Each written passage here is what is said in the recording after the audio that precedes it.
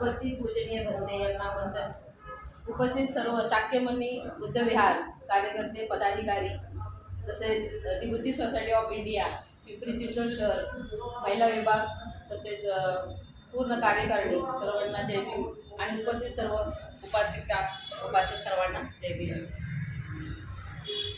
आज या ठिकाणी शाक्यमुनी बुद्धविहार येथे उपोषण दिन हा प्रत्येक विहारात जाऊन त्याचं महत्त्व सांगणे आणि आचरण करण्यासाठी तिथे उपासकांना प्रेरित करणे हा जो संकल्प शारदाताईंनी घेतलेला आहे त्यांच्या वडिलांच्या स्मरणार्थ, तर हा खूपच प्रशंसनीय असा उपक्रम आहे की ज्याच्यातून तुम्ही प्रत्यक्ष विहारात जाऊन प्रत्येक ठिकाणी जाऊन अगदी आतून म्हणजे प्रत्येकाच्या घराघरात गेल्यासारखं आहे की जेणेकरून पूर्ण त्याच्यातून तुम्हाला चांगला असाच फायदा होणार आहे.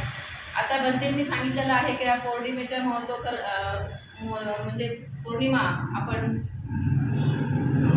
साजरी करत असताना त्या दिवशी आपण उपवासाचं पालन हे केले पाहिजे. उपवास म्हणजे आचारांचे पालन करणे म्हणजे आपली रोजची कामं दैनंदिन कामे करूनच हे उपवास करणे असे सांगितले भंतेंनी. आज आहे पौर्णिमा, माघ पौर्णिमा. भगवान बुद्धांच्या काळापासून प्रत्येक पौर्णिमेला हे अनन्यसाधारण असं महत्त्व आहे. तथागतांच्या जीवनातील जे काही चांगले सगळे प्रसंग जे आहेत ते पौर्णिमेच्या दिवशीच घडलेले आहेत. त्यामुळे प्रत्येक पौर्णिमेला महत्त्व असे आहे. पौर्णिमा, अमावस्या, अष्टमी दोन्ही हे उपवासाचे दिवस. आजची आहे माघ पौर्णिमा. माघ पौर्णिमेचे खास म्हणजे महत्त्व असे आहे की भगवान बुद्धांनी त्यांना ज्ञानप्राप्ती झाल्यानंतर सतत 45 वर्ष धम्माचा प्रचार प्रसार केला. भिक्खू संघासोबत त्यांनी प्रत्येक ठिकाणी प्रत्येक गावागावात जाऊन धम्माचं आपली जी काही शिकवण आहे ती सांगितली. आणि असं करत असताना जेव्हा त्यांचा काळ जो आला, महापरिनिर्वाणाचा जेव्हा काळ आला, ती म्हणजे महापरिनिर्वाण तथागतांचं झालेलं आहे वैशाख पौर्णिमेच्या दिवशी.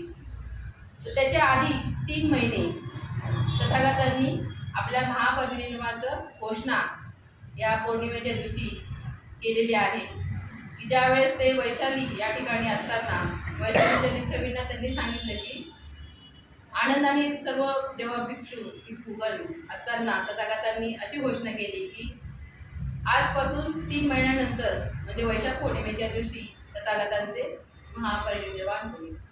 हे खूप म्हणजे जे महापुरुष आहेत ते आपल्याच साधनेतून ते ओळखत असतात की कोणत्या प्रसंगी आपण महापरिनिर्वाण होणार आहे. तसे तथागतांनी सुद्धा आपल्या महापरिनिर्वाणाची जी घोषणा आहे ती या आजच्या दिवशी केलेली आहे. त्यामुळे हे अनन्यसाधारण असं महत्त्व महापौर्णिमेचे आहे. पौर्णिमेचा आपण संकल्प करत असताना उपवास दिनाचं संकल्प करणे आणि आपलं जीवन व्यतीत करणे, चांगले संकल्प घेऊन आपला जीवनक्रम करणे. तर मी आपल्याला समोर थोडक्यात हे महत्त्व सांगितलेले आहे.